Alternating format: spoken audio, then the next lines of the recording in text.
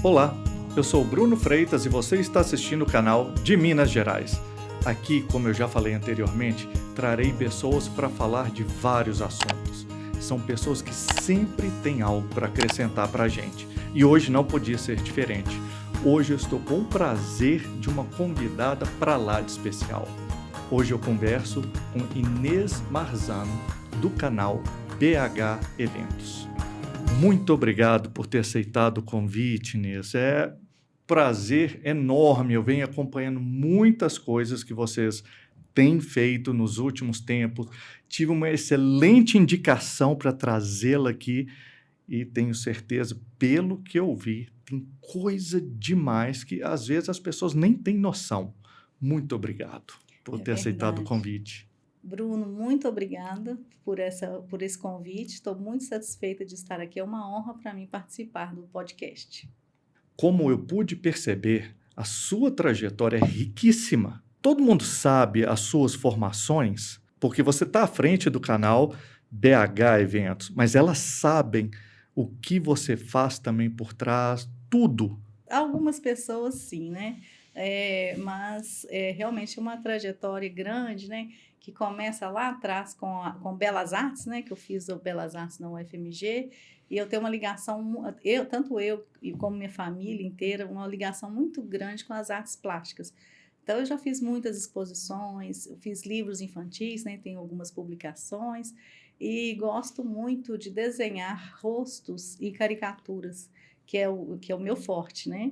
Então, e já tem muito tempo, né? Formei tem muito tempo lá na UFMG, e um trabalho que eu gosto muito e que mesmo com o BH Eventos eu continuo seguindo essa linha aí, vou fazer mais exposições e é um trabalho que eu gosto muito. Eu vejo que é importante a gente fazer o que a gente gosta de fazer. Muita gente fala que é só hobby, não é não. Pintura trabalha muito mais além do que a pessoa costuma imaginar. Você tem especialização em aquarela. Como Verdade. que surgiu essa ideia, essa paixão pela aquarela? Porque na Belas Artes você tem um leque enorme de escolha, mas por que a aquarela? Interessante que a aquarela, eu me lembro que eu aprendi aquarela mesmo, a técnica, no quarto período. E depois a minha especialização, ou a ênfase da Belas Artes, foi em desenho. E a aquarela surgiu depois.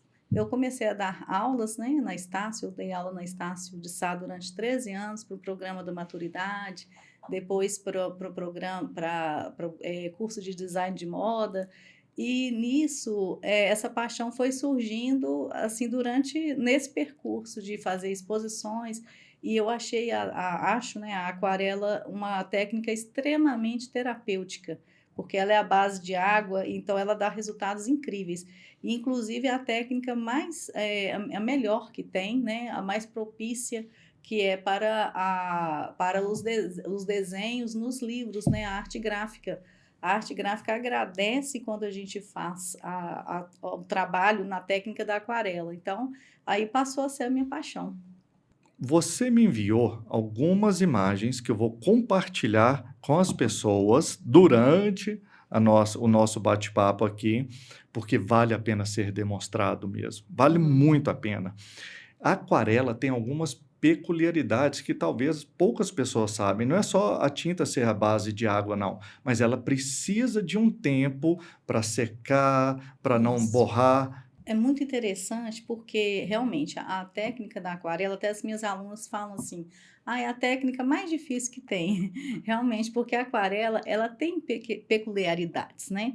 Ela é uma técnica que a gente precisa de ter muita paciência, ela trabalha o nosso autocontrole, a nossa cognição, e a gente precisa sim de esperar secar uma camada, para depois vir com outra. Não é como o guache que você vem, né, e vai colocando ali as camadas ali, 100 camadas, por exemplo, né? Ou então a tinta acrílica, que são técnicas também maravilhosas, mas a aquarela ela tem essa questão sim, da gente trabalhar com camadas e tem segredinhos, ela tem uns segredinhos, né? Por exemplo, de ter muitos tons, é importante a gente não colocar cores muito puras, né? E eu tive um professor maravilhoso, que é o Mário Azevedo, né, lá da UFMG, que eu aprendi muito com ele e assim, sempre quando surgem essas aquarelas, a gente nunca esquece o professor, né? Eu espero que meus alunos também não me esqueçam. Eu, enquanto aluno, a gente tem os professores que nos marcam por várias coisas, ou por um ponto negativo ou por um ponto Exato. positivo. Mas Uhum. positivamente é para o resto da vida. É verdade. E vale a pena, faz muita diferença na nossa vida. Uhum. E da aquarela para o desenho, ou melhor, do desenho para a aquarela, sua Uhum. primeira paixão ali seria o desenho. Sim. A técnica também não é tão simples igual todo mundo imagina que é. É. Tem lápis diferente, tem um vídeo seu Uhum. falando no YouTube, falando para as pessoas que você vai dar a aula seguinte, mas que eles se preparassem. Esse vídeo tem uns 2 minutinhos. Que eles se preparassem com um caderno especial, um tipo de papel especial, Uhum. 3 ou 4 tipos de lápis com numeração diferente. Exato. É. Se a gente coloca somente um tom no desenho, ele fica aquele. Eu costumo falar que o desenho fica desmaiado, fica aquela coisa, né? Estranha. Agora, para a gente criar uma volumetria, a gente criar ali uma bidimensão no desenho, ou seja, ver o desenho sair do papel, a gente precisa dos tons de cinza, de preto e de branco. Então, cada lápis oferece para a gente um recurso.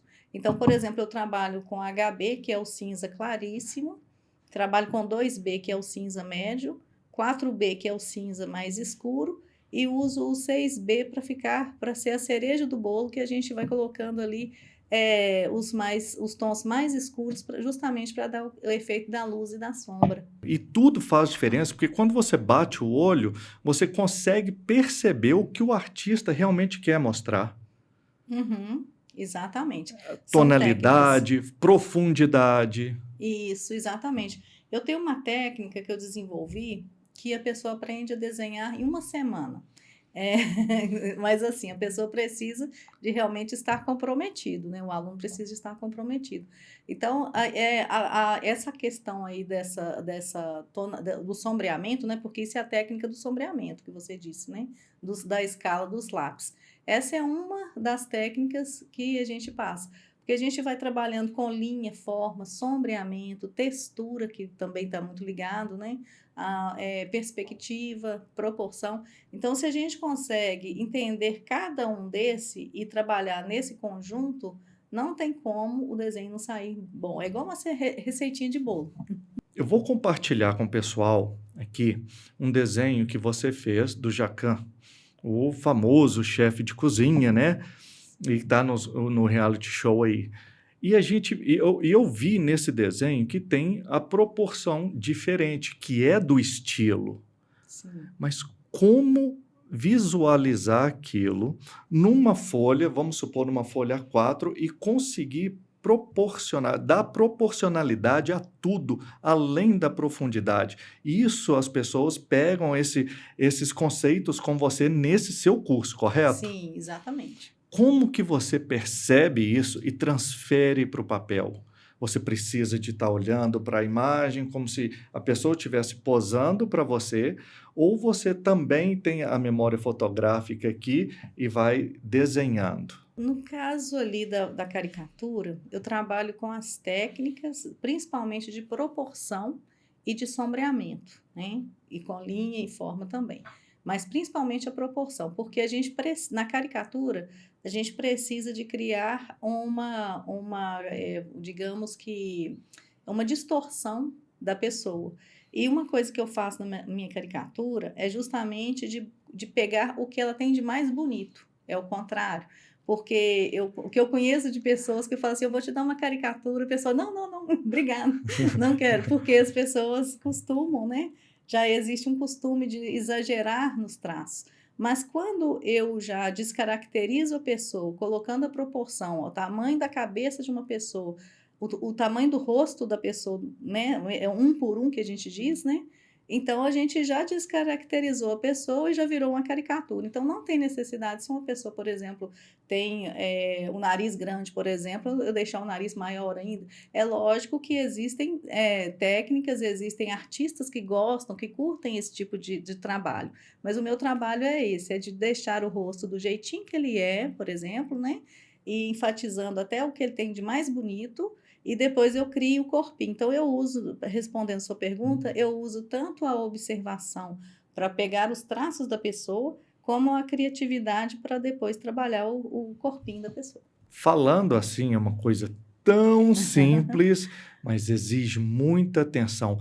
E tem muito prazer naquilo que se faz também. E Muito. isso, com alma de artista, você também escreveu livros. E livros para crianças. Sim. É uma série. Uhum. Sim. Fala desses livros para gente. O primeiro livro meu foi o Palito, né? É a história de um menino que só ficava no computador. São os meninos, né? Nossa geração de hoje, né?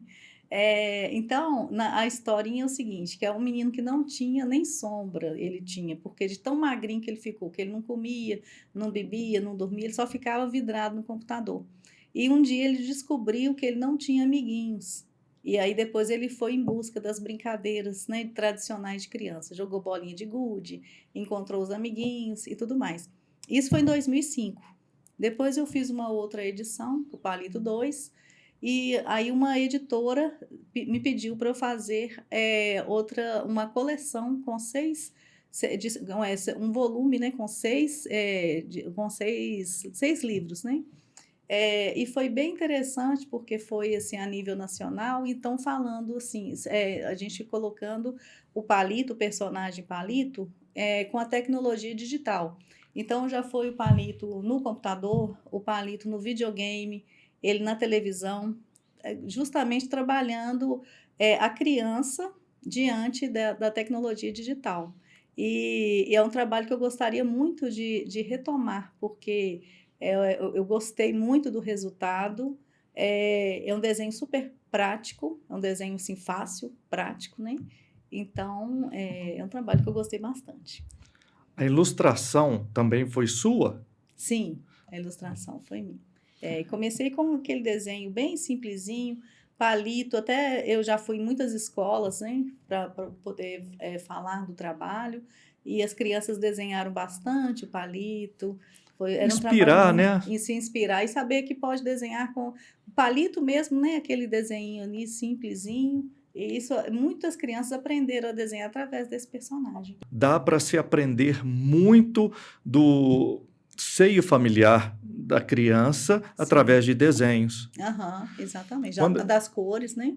Isso. Uhum. Inclusive, quando a gente vai fazer o psicotécnico, pedido para a gente fazer um desenho, pelo menos na minha época foi. Uhum. Aí, se você não colocasse um chão, expressa uma coisa. Se você coloca uma casa que está num chão, não precisa de ser perfeito, mas quer dizer que tem um outro significado também dentro da psicologia. Exato. Igual na Verdade. grafia, se é muito inclinada para a direita, se é muito para a esquerda, se os T's são cortados ou não. Isso não é só questão de erro de grafia, não. Mas tem muito de personalidade impressa ali. Sim, exatamente. É interessante que no desenho, não só das crianças, mas também com os idosos, que eu trabalho também bastante, a gente vê claramente ali como que está o estado de espírito da pessoa, como que está o psicológico dela. Por exemplo, crianças que são abusadas, por exemplo, se a gente pegar um desenho, a gente consegue identificar. É muito interessante. Tem assim essas questões todas. Uma pessoa que está em depressão, a gente vê assim pelas cores, não só pela forma, né, mas também pelas cores. A gente consegue identificar. A psicologia, né, a arte-terapia, inclusive, ajuda bastante nisso. Inclusive, para mim vem muito a calhar a ideia de o sentimento artístico, faz a faculdade de artes, especializa, tem pinturas, tem desenhos, é uma alma muito sensível. A inspiração para escrever essa coletânea de livros infantis, que tem um cunho muito mais profundo que a gente imagina, tem a ver também com o seu lado de psicóloga. Teve e não teve, porque é o seguinte, eu vou explicar como que aconteceu essa história do palito, né? Eu já tinha feito Belas Artes e tudo que eu queria era desenhar, eu gosto sempre de desenhar. E eu comecei a fazer o curso de jornalismo, e no curso de jornalismo, já no primeiro período, que foi a minha segunda graduação, a gente começou a estudar sobre a cultura de massa, que tem um cunho psicológico também. Eu nem tinha o doutorado em psicologia social ainda. E aí me chamou muita atenção essa questão. E como eu já tinha um personagem, eu já tinha desenhado, na verdade, comigo aconteceu o contrário. Primeiro surgiram as ilustrações e depois eu coloquei a historinha em cima. E a psicologia veio bem depois, mas aí acabou que fez a junção e casou tudo. Uhum. Tem um casamento muito interessante através de observações e sensibilidade. Inclusive, para quando você vai cobrir um evento, precisa de ter uma sensibilidade, porque nem todo mundo fica à vontade frente a uma câmera e com o microfone na frente. É verdade. Mas quando você aborda, isso muda. Uhum. Lógico que pode ter algum combinado um pouco antes ali para a pessoa ficar mais à vontade. Uhum. Mas se a gente faz uma leitura corporal, a gente vê que a pessoa fica bem à vontade para falar, porque você vai em cima do que a pessoa conhece Exatamente. É e verdade. transmitir o que ela tem de bom Uhum. para as pessoas assistirem. Isso, exatamente. A comunicação é isso, né? É você falar daquilo que você sabe. Porque a gente falar daquilo que a gente não sabe, não tem como, né? É interessante a gente colocar essa linguagem mesmo, né? E realmente a gente precisa, nas coberturas, de abordar aquele determinado tema e isso tudo vai fluindo, né? E perfeito, porque é muito variado o canal. Sim. Super variado. Ele cobre os eventos em Belo Horizonte e de gastronomia também, que é uma das minhas paixões. Acho que o mineiro gosta bem de uma cozinha, de comer bem. Verdade. O Brasil inteiro gosta, isso aí é fato. É. Mas o mineiro tem uma coisinha diferente com a cozinha. Eu não sei se você já percebeu isso nas suas Sim. viagens, Aham. nas suas coberturas. Sim, é verdade. O BH Eventos ele cobre muitos eventos gastronômicos, artísticos, né, empresariais e tudo mais, né? Mas a gastronomia a gente vê que nós inclusive temos muitas parcerias com muitos chefes mineiros e é muito interessante esse universo aí, né? Realmente a gente vê que a gastronomia ela tem ganhado um espaço cada vez mais em Minas, né? Minas Gerais vem se despontando em vários setores. Sim. Eu tive a oportunidade de conversar com 3 músicos profissionais aqui e todos falam que em Minas Gerais, um até falou, se não me engano, foi o Wilson Lopes, que trabalhou com o Bituca durante mais de 20 anos, 30 anos, se não me engano, e ele fala brincando que se a gente sacode uma árvore aqui em Belo Horizonte, cai 3, 4 músicos, e bons. Não são músicos ruins, não, são muito bons naquilo que fazem. Uhum. Então, para gastronomia também tem. Uhum. E como que fica o radar de vocês para perceber essa variedade cultural, não só na gastronomia, mas na área empresarial, que vocês também fazem muitas coberturas ali, e de tudo que está rolando em BH durante uma semana. Como que fica essa captação? A equipe é grande. A equipe é grande.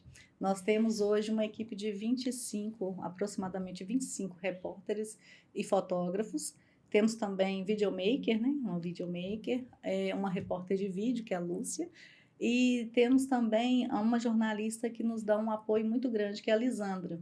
Então, o que a gente faz? A gente vai filtrando através de releases. Nós recebemos durante a semana muitos releases do que vai acontecendo. Então, é filtrado por aí também. E com o apoio da Marlene, né? Marlene Machado, que tem me ajudado muito, a Ângela Dias, e eu também, a gente vai fazendo esse trabalho aí. E realmente, você falou que é um volume muito grande de eventos, porém, precisa de ter um filtro, e aí a gente chega aí nos melhores. Fico imaginando que no final do dia tá um turbilhão de coisas acontecendo ali, todo mundo focado, vamos cobrir essa, vamos cobrir isso daqui, o que rolou aqui, tem isso. Quem idealizou o canal? O canal foi idealizado pelo Marlos Machado, que é o filho da Marlene Machado. Então, ficou 18 anos com eles, né? 18 anos, e agora que eu e Ângela Dias assumimos a gestão. Então, a gente está dando continuidade num trabalho que deu muito certo, né? O que a gente está fazendo agora é repaginando, né?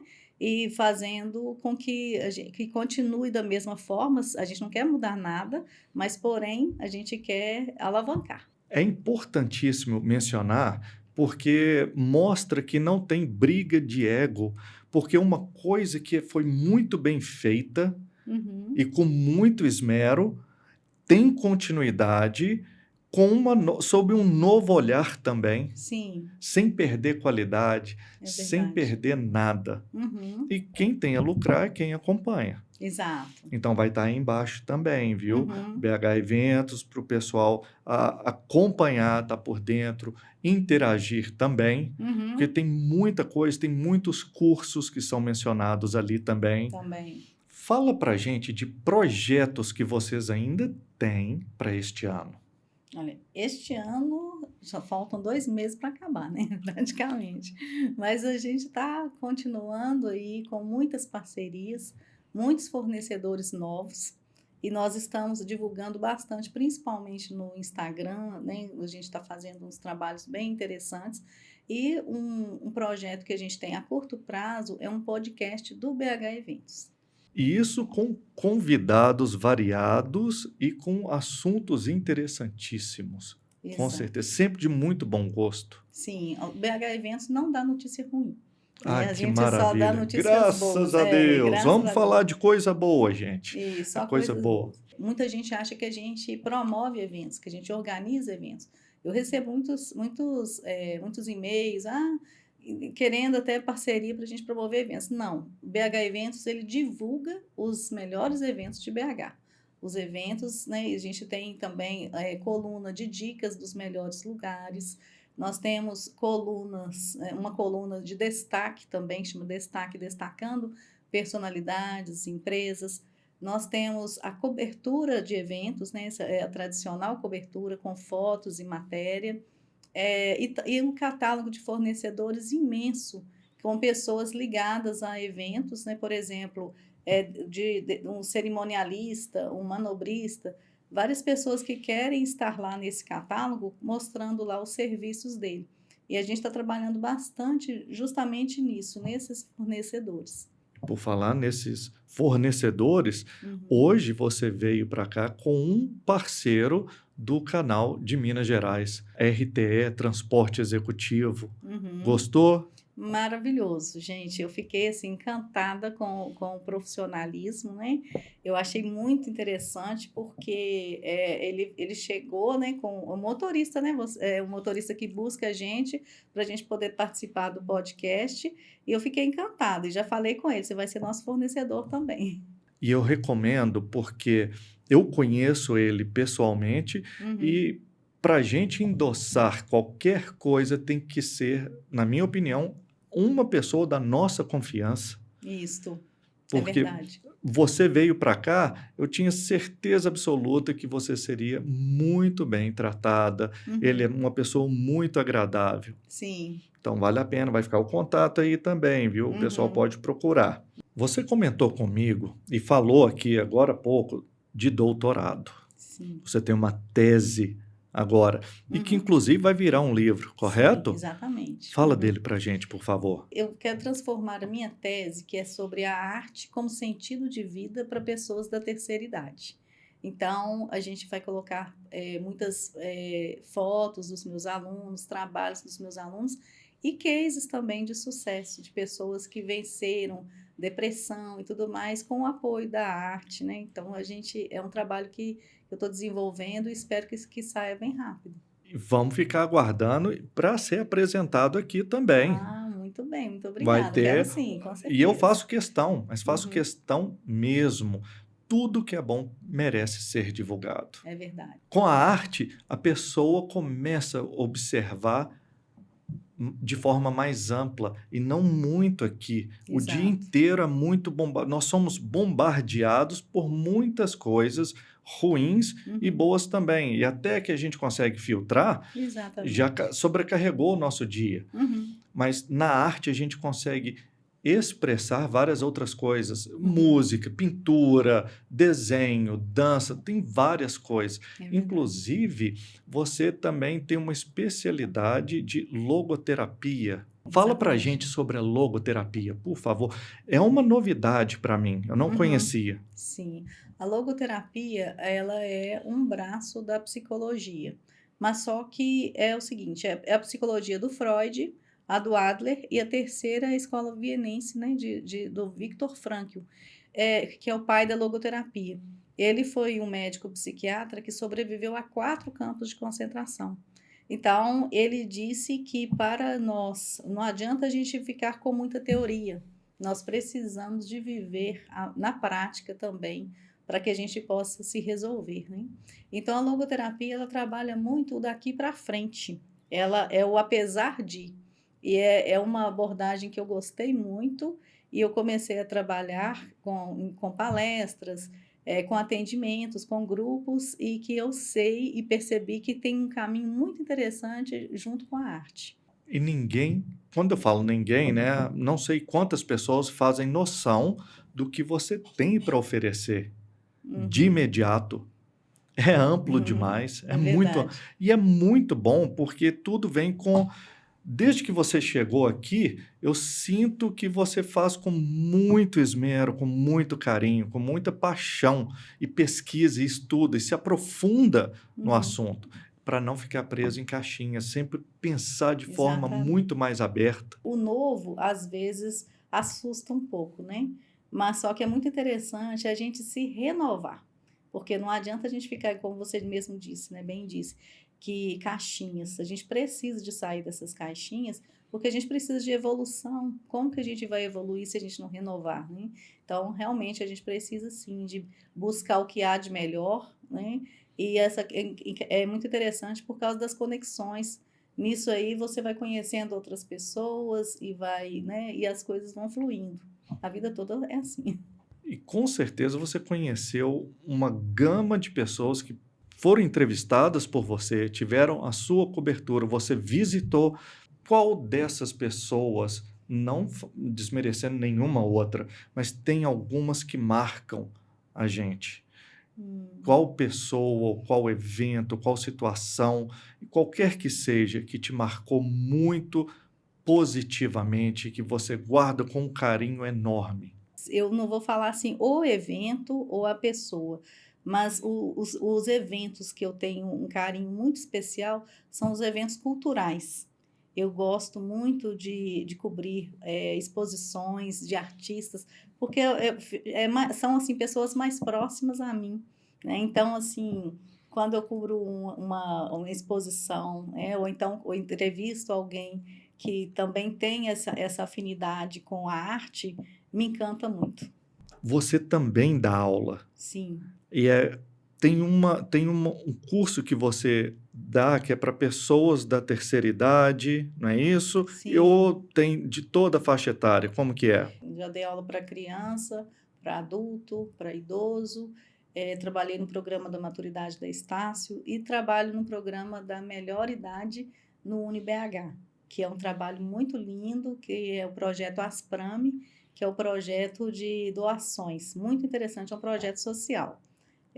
Onde as pessoas, comigo, elas aprendem a desenhar e aprendem aquarela também.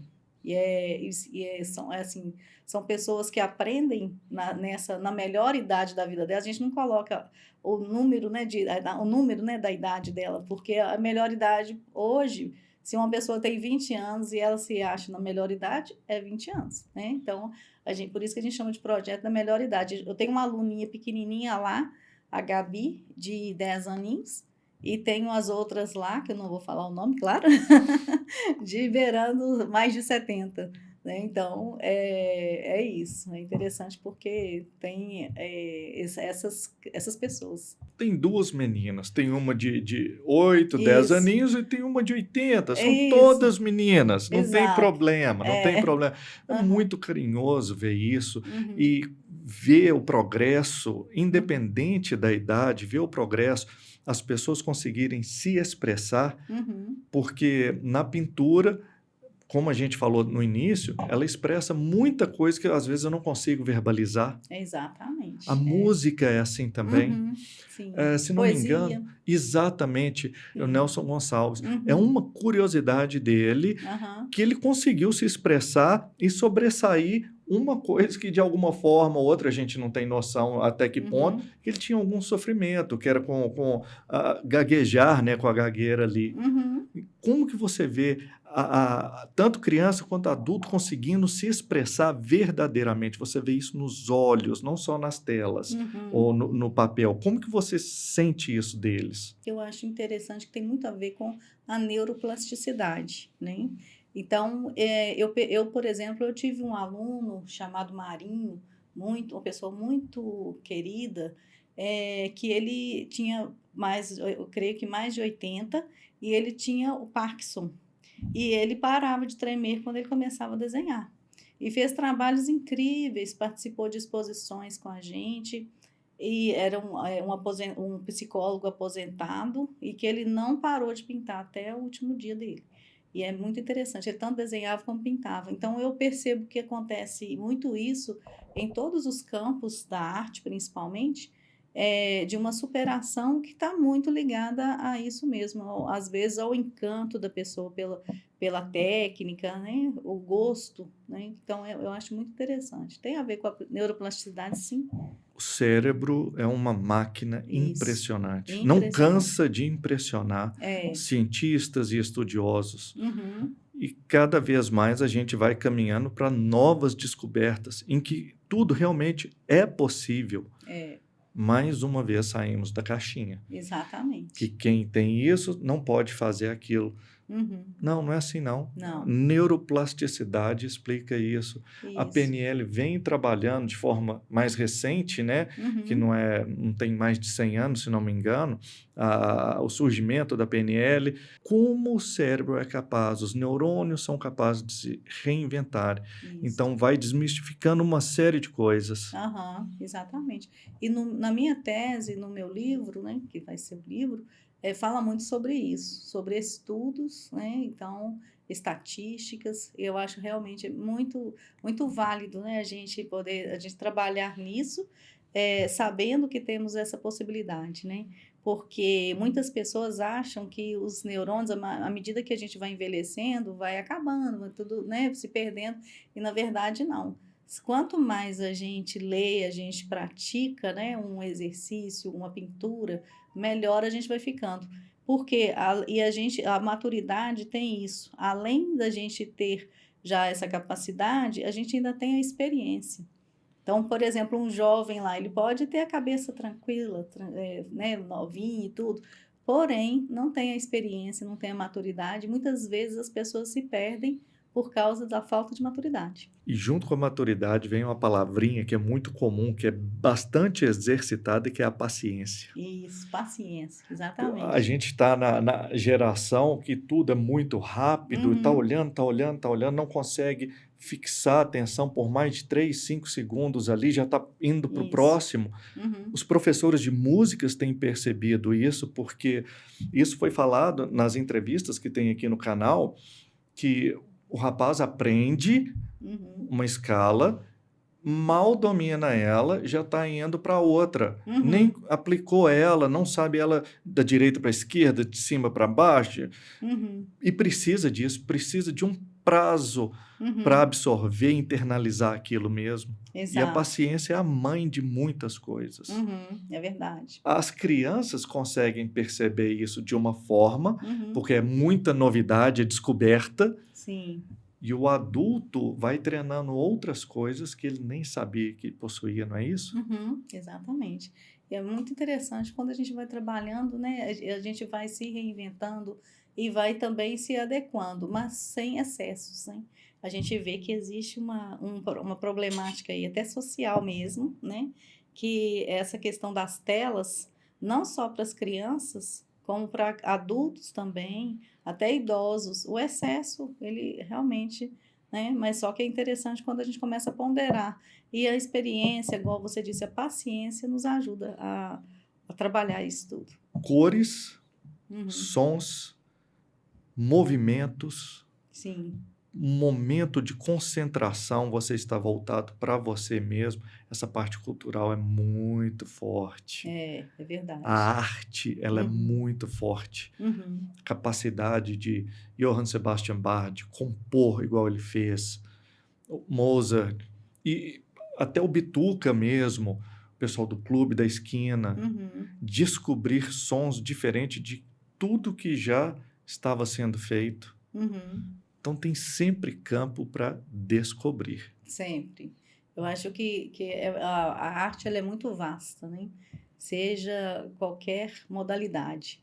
E é muito interessante justamente para a gente sair desses. Porque, na verdade, a gente às vezes entra assim como uma viseira nessa sociedade aí tão cruel, né? Essa cultura de massa, como eu disse, né? É complicado. Realmente, muitas coisas, as pessoas muito doentes, né? A gente vê muitas mentes doentes e eu acho que a arte ela não é o caminho, né? Na verdade, mas é uma ajuda, né? É uma ajuda justamente para que a pessoa possa se desenvolver mais e se encontrar, centrar, né? Aproveitando, a gente vê que a fruta não cai muito longe do pé, não. Se tem alguém na família que é médico, existe uma possibilidade que os seus descendentes sigam por aquele mesmo caminho. Você que foi para a arte, apresentação, tem mais alguém da sua família com você, ou na BH Eventos, ou na mesma área? Na arte, minha família, a família dos Marzão, né, por parte Hum. de mãe, tem muito artista. Começar pela minha mãe. Eu aprendi a desenhar com ela e ela que despertou essa paixão pela arte, pelo desenho, pela pintura, a ponto de eu fazer belas artes. E ela pinta comigo até hoje, é muito interessante. E minha irmã também, a Lúcia Marzano, que além de pintar, ela fez também psicologia social, doutorado junto comigo, fomos da mesma sala. Inclusive, a tese dela é sobre justamente a problemática da internet, das redes sociais, né, no comportamento das pessoas. E ela trabalha também no BH Eventos, ela é a diretora de marketing nossa, que trabalha com muito capricho, fazendo uns trabalhos maravilhosos. Olha, é uma das poucas vezes que a gente nem precisa de brincar com a palavra nepotismo, É porque vale a verdade. pena, são pessoas engajadas, Uhum, sérias e que sim, gostam de fazer o que fazem. uhum, exatamente. Isso corre muito profundamente nas veias da família Marzano. Isso, muito. Podemos dizer que é quase uma empresa familiar, né? Porque Olha que temos maravilha. pessoas conhecidas que são família. Inês, quero agradecer imensamente por ter aceitado este convite, aberto um espaço na sua agenda para vir aqui falar de coisas boas, coisas que levam informações para as pessoas. Tem mais coisa aí para frente. Uhum, tem Tem o muitas seu novidades. livro, Sim, tem da sua irmã, tem sim, muita coisa ainda para acontecer que a gente vai avisando para as pessoas aos é poucos. verdade. Uhum. Mas agradeço imensamente. Tá, eu que agradeço a oportunidade de falar do meu trabalho, né? Te agradeço muito, agradeço também a Cris, que me indicou, agradeço o seu parceiro, né? O Renner, né? Isso. Muito maravilhoso, que trouxe a gente aqui para poder falar com um profissionalismo incrível. Quero deixar um abraço enorme para a equipe do BH Eventos, para os nossos parceiros, para os nossos fornecedores, os nossos clientes e toda a equipe. E quero só agradecer, somente agradecer. Então empatamos. Hum. Porque se foi bom, aqui também foi ótimo. Então tá Ah, tudo certo. que coisa boa. Muito obrigada. Muitíssimo Eu obrigado. que agradeço. Como vocês puderam perceber durante esse bate-papo pra lá de especial, Inês Marzano tem muita coisa para trazer para a gente. Fiquem atentos com o BH Eventos na conta dela pessoal também, porque ela coloca os outros projetos ali também e muita coisa ainda para rolar. A você, muito obrigado. Até mais.